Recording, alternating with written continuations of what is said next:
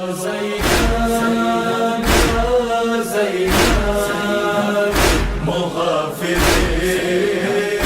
دین خدا بندے ہیں سے خدا کا کلام ہے، زینب امام مصر کی نصرت کا نام ہے۔ اعوذ باللہ من الشیطان الرجیم، بسم اللہ الرحمن الرحیم، وبہ نستعین وہو خیر ناصر ومعین، الحمد لأہلہ الصلاۃ والسلام علی اہلہا ولعنۃ اللہ علی اہلہا۔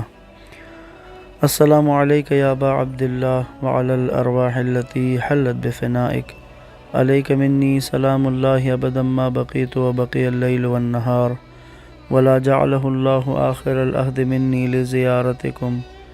السلام علی الحسین وعلی علی ابن الحسین وعلی اولاد الحسین وعلی اصحاب الحسین الذین بذلوا مہجہم دون الحسین علیہ السلام۔ السلام علیکم ورحمۃ اللہ وبرکاتہ۔ واقعہ کربلا سیریز کی آج 50ویں قسط، کربلا کے واقعات، اس خونین واقعے کے بعد امام علیہ السلام کی شہادت اور آپ کی شہادت کے بعد کے واقعات کو ہم نے بیان کیا۔ آج ہم آغاز کر رہے ہیں اس قافلوں کا، اسیران کے قافلے کا سفر جو انہوں نے کربلا سے شروع کیا، کل جس کا آغاز کیا تھا۔ آج کے گفتگو ہم شروع کریں گے کوفہ میں ان کی آمد اور کوفہ کے واقعات کو۔ ایک راوی ہے مسلم حساس، یہ کوفہ کا ایک رہائشی ہے اور یہ رنگ ساز تھا، یعنی یہ کلر کرنے والا، پینٹ کرنے والا تھا۔ یہ کہتا ہے کہ عبیداللہ ابن زیاد نے مجھے دارالعمارہ کی مرمت کے لیے بلایا۔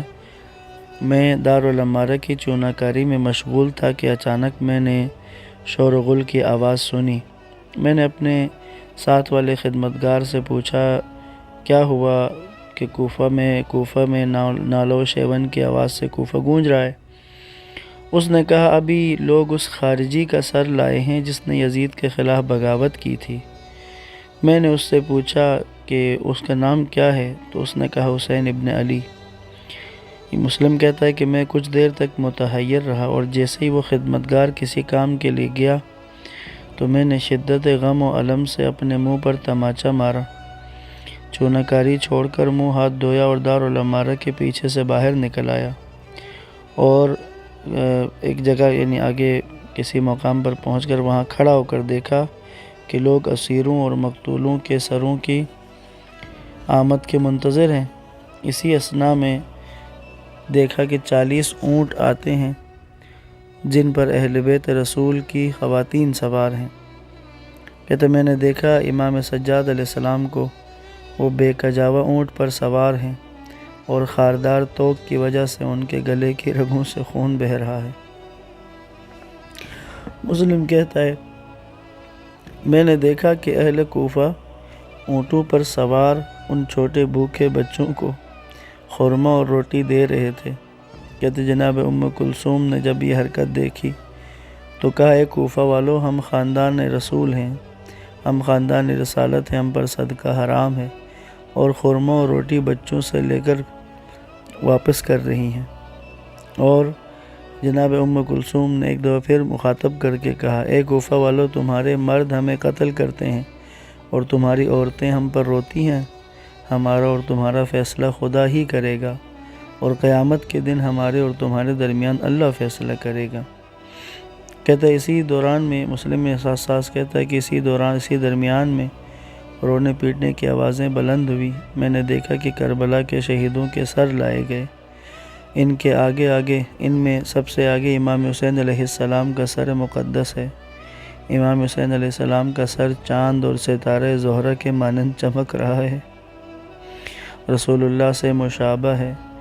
اس وقت اس نورانی اور چاند سے سر پر حضرت زینب کی نظر پڑی تو بی بی زینب نے چند اشعار کہے، ترجمہ عرض کر رہا ہوں۔ کہا اے میرے چاند، تو اپنے کمال پر پہنچا مگر تجھے گہن لگ گیا اور غروب ہو گیا۔ اے میرے دل کے ٹکڑے، یہ تو میں نے کبھی سوچا ہی نہ تھا کہ ایسا دن دیکھنا پڑے گا۔ بھائی اپنی چھوٹی بچی سے بات کیجیے، کہ جس کا دل اس مصیبت پر شک ہوا جا رہا ہے۔ اے بھائی، آپ تو ہم پر بہت شفیق تھے، اب وہ شفقت و محبت کہاں ہے؟ اے بھائی، کاش آپ اپنے بیٹے علی ابن حسین کو وزیری کی حالت میں دیکھتے۔ آپ کے یتیم میں بات کرنے کی بھی سکت نہیں۔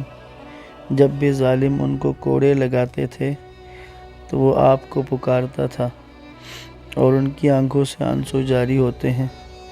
بھائی، انہیں اپنے سینے سے لگا لیجئے، اپنے پاس بلا لیجئے کہ ان کا دل بہت دکھا ہوا ہے، انہیں تسلی دیجئے۔ بس امام حسین علیہ السلام اور آپ کے اصحاب، آپ کے باقی شہیدوں کے سروں کو جب لایا گیا، ایک جگہ لکھا ہے، عاصم جو اس کی روایت راوی ہیں، کہتے ہیں کہ اسلام میں سب سے پہلے جس سر کو نیزوں پر پھرایا گیا وہ امام حسین علیہ السلام کا سر تھا، یعنی جسے نیزے پر چڑھا کر، ہو سکتا ہے نیزے پر چڑھانے والا اس سے پہلے بھی ہو، لیکن نیزے پر چڑھا کر پھرانے والا شہر بشہر سر، وہ پہلا سر امام حسین علیہ السلام کا ہے۔ عاصم جو ہیں، یہ جو جنہوں نے یہ روایت کی ہے، یہ ان 7 مشہور قاریوں میں سے ہیں کہ جن کے قرأت کی ترتیب پر قرآن کو پڑھا جاتا ہے، اور اس وقت سب سے زیادہ جس قرأت پر آج قرآن مجید پڑھا جاتا ہے وہ قرأت عاصم ہے۔ ایک آدمی کہتا ہے کہ بازار کوفہ میں میں بیٹھا تھا، مجھے امام حسین کی شہادت کی خبر نہیں تھی، میں نے دیکھا کہ لوگ حیران و دہشت زدہ ہیں، لیکن مجھے اس کی وجہ معلوم نہیں تھی۔ اسی وقت میرے کانوں میں تکبیر و تحلیل کی آواز پہنچی تو میں اٹھا دیکھوں کہ کیا قصہ ہے۔ کہتے میں نے دیکھا کہ نیزوں پر سر بلند ہیں، بے کجاوہ اونٹوں پر خواتین اور چھوٹی چھوٹی بچیاں سوار ہیں جن کے سر شرم و حیا سے جھکے ہوئے ہیں۔ ایک جوان کو اونٹ پر سوار دیکھا جس کو زنجیروں میں جکڑ رکھا تھا، وہ بھی سر برہنہ تھا، پیروں سے خون جاری تھا۔ سر لے جانے والوں کے بیچ میں نے ایک آدمی کو دیکھا کہ وہ ایک سر اٹھائے ہوئے ہے، اس سر سے نور ساطع ہے اور اس کو دیکھنے سے قتل ہونے کے آثار محسوس نہیں ہوتے۔ وہ شخص جو نیزے پر سر اٹھائے ہوئے ہے، وہ کہتا تھا، وہ اعلان کر رہا تھا امام حسین علیہ السلام کے سر کے بارے میں۔ بس اس وقت جس نے امام حسین علیہ السلام کا سر اٹھایا تھا اس نے ایک شعر پڑھا، کہتا ہے کہ میں بلند نیزے والا، سیکل شدہ شمشیر والا، اس کا قاتل ہوں جس کے پاس دین کی حقیقت ہے۔ جب اس نے یہ شعر پڑھا، کہتے یہ راوی کہتا ہے کہ اسیروں کے درمیان میں سے ایک خاتون نے کہا، وائے ہو تجھ پر، تم یہ کیوں کہہ رہے ہو؟ تم تو یہ کہو کہ یہ ہے جبریل جس کی گہوارہ جنبانی کرتے تھے، اور میکائیل و اسرافیل و عزرائیل ان کے خدمت گزار تھے، اور یہ وہ ہیں کہ جن کے قتل ہونے سے عرش خدا کانپ اٹھا۔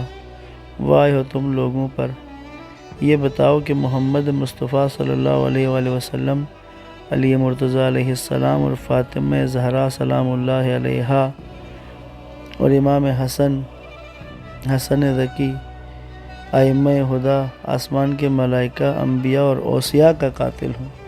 تم یہ مت کہو، تم سب کے قاتل ہو۔ بس جناب زینب صلوات اللہ علیہا نے جب اس حالت میں جب آئے، اس کوفہ کے داخل ہوئے، لوگوں کو پتہ چلا جو جانتے نہیں تھے، جب پتہ چلا کہ یہ اہل بیت کا خانوادہ ہے، تو جب معلوم ہوا تو عورتیں کوفہ کی گریہ وزاری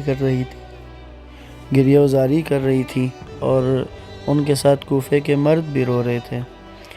اس وقت حضرت زینب سلام اللہ علیہا نے جب اس شور و غل اور رونے کی آوازیں، اب نالہ و شیون بلند تھا، بی بی نے سب کو خاموش ہونے کے کہا۔ کہتے ہیں کہ ایسی خاموشی چھا گئی کہ نہ فقط لوگ خاموش ہوئے بلکہ اونٹوں کی گھنٹیوں کی آواز بھی بند ہو گئی۔ تو یہاں پر جناب زینب سلام اللہ علیہا نے خطبہ دیا، جو پہلا خطبہ تھا اس کوفہ میں۔ آپ کے سامنے اس کا ترجمہ عرض کر رہا ہوں۔ انشاءاللہ اس سفر کا احوال جو کوفہ و شام کا سنائیں گے، اس میں ہم خطبے پورے پڑھیں گے تاکہ ہمیں ان کا اندازہ ہو کہ کیا بات کر رہے تھے اہل بیت۔ اس واقعہ کربلا کے بعد اہل بیت کا موقف کیا ہے وہ ہمیں ان خطبوں سے واضح ہو جائے گا۔ بی بی زینب نے فرمایا، ترجمہ عرض کر رہا ہوں، کوفہ والو، اے مکار و خیانت کار لوگو، اے بے غیرت لوگو، خدا کرے کہ تمہاری آنکھوں سے آنسوؤں کا سیلاب نہ رکے اور تمہارے نالوں کا سلسلہ ختم نہ ہو۔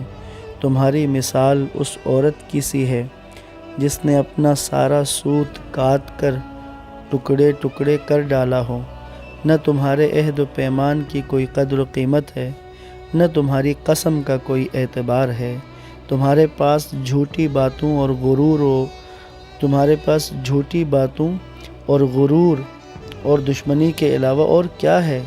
تمہاری مثال ان کنیزوں کی سی ہے جن کا کام چاپلوسی اور سخن چینی ہے، یا گھوڑے پر اگی ہوئی گھاس کے مانند ہو، یعنی جس طرح وہ کیچڑ پر جو گھاس اگتی ہے، یا ایسی چاندی کی طرح ہو جس سے قبروں کو سجایا جائے۔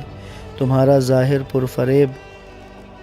ظاہر پرفریب و خوبصورت، لیکن باطن منفور و ناپسند ہے۔ اپنی آخرت کے لیے تم نے کتنا برا توشہ فراہم کیا ہے، اپنے لیے کتنا برا توشہ بھیجا ہے جس سے خدا کو غضبناک کیا ہے اور اس کے ہمیشہ کے عذاب کو خرید لیا ہے۔ کیا تم میرے بھائی حسین کے لیے رو رہے ہو؟ رو کہ تم اسی لائق ہو، ہنسو کم رو زیادہ کہ تمہارے دامن پر ذلت کی گرد بیٹھ چکی ہے۔ یہ بدنامی کا داغ تمہارے دامن پر ہمیشہ رہے گا، اسے ہرگز نہیں چھڑا سکو گے۔ اس دبے کو تم کیسے چھڑا سکتے ہو کہ تم نے جنت کے جوانوں کے سردار اور فرزند رسول صلی اللہ علیہ وآلہ وسلم کو قتل کیا ہے، اس شخص کو قتل کیا ہے جو جنگ میں تمہاری پناہ گاہ تھا اور صلح کے زمانے میں تمہارے آرام و سکون کا باعث تھا۔ تمہارے اوپر خون آلودہ دہن سے ہنستے نہیں تھے، سختیوں اور مشکلوں میں وہی تمہاری امید تھے، اور جنگ و جدال کے زمانے میں تم ان کے پاس پناہ ڈھونڈتے تھے۔ آگاہ ہو جاؤ، تم نے آخرت کے لیے جو چیز پہلے سے بھیج دی ہے وہ بہت برا توشہ تھا، اور جس گناہ سے قیامت تک تمہاری کمر جھکی رہے گی وہ بہت بڑا گناہ ہے۔ خدا تمہیں نابود کرے اور تمہارے پرچم ہمیشہ سرنگوں رہیں۔ تمہاری کوشش نے صرف ناامیدی کا ثمرہ دیا اور تمہارے ہاتھ کٹ گئے، تمہارے مال میں خسارہ ہوا، اپنی جان کے عوض خدا کی ناراضگی خریدی اور تمہاری شرمندگی یقینی ہو گئی۔ کیا تم جانتے ہو کہ تم نے رسول اللہ صلی اللہ علیہ وآلہ وسلم کی اولاد میں سے کس کا خون بہایا ہے، اور تم نے کون سا پیمان توڑا ہے اور اہل حرم کو بے پردہ کیا ہے، کس کی حد کی عزت کی ہے اور کس کا خون بہایا ہے؟ تم نے بہت برا کام کیا ہے۔ نزدیک ہے کہ اس سے آسمان گر پڑے اور زمین میں دھنس جائے اور پہاڑ ریزہ ریزہ ہو جائیں۔ کتنی بڑی مصیبت جان سوز عطا فرما اور ایسی پریشانیوں میں لپٹی ہوئی کہ جن سے مفر نہیں، اور اتنی بڑی ہے کہ پہاڑ ریزہ ریزہ ہو جائیں۔ اگر اس مصیبت پر آسمان سے خون برسے تو کیا تعجب ہوگا؟ آخرت کے عذاب سے زیادہ کوئی چیز رسوا کرنے والی نہیں ہے، اور ان عمومی حکومت کے سرغناؤں کی کسی طرح سے مدد نہیں ہوگی۔ اس مہلت سے تمہیں مغرور نہیں ہونا چاہیے کہ خدا کسی کام میں عجلت کرنے سے منزہ ہے، اور بے گناہ خون کو پامال کرنے سے ڈرو کہ وہ انتقام لینے والا ہے اور تمہیں دیکھ رہا ہے۔ اس کے بعد کچھ اشعار پڑھیں جناب زینب نے اس اپنے خطبے کے آخر میں، اور اشعار یہ تھے کہ جب رسول خدا تم سے پوچھیں گے کہ تم نے میرے اہل بیت اور اولاد کے ساتھ کیا کیا، ان میں سے بعض اسیر اور بعض خون میں غلطاں ہیں، تو آخری امت ہو تو اس وقت کیا جواب دو گے کہ میں تمہارا خیرخواہ تھا، میری جزا یہ نہ تھی کہ تم میرے خاندان کے حق میں جفا کرو۔ میں ڈرتا ہوں کہ تم پر ایسا عذاب نازل نہ ہو جائے کہ جیسا کہ قوم ارم پر ہوا تھا اور اسے ہلاک کر دیا گیا تھا۔ بس بی بی زینب نے یہ خطبہ اس کوفہ کے بازار میں دیا، اور بھی خطبات ہیں انشاءاللہ وہ اگلی گفتگو میں عرض کرتا ہوں۔ السلام علیکم ورحمۃ اللہ وبرکاتہ۔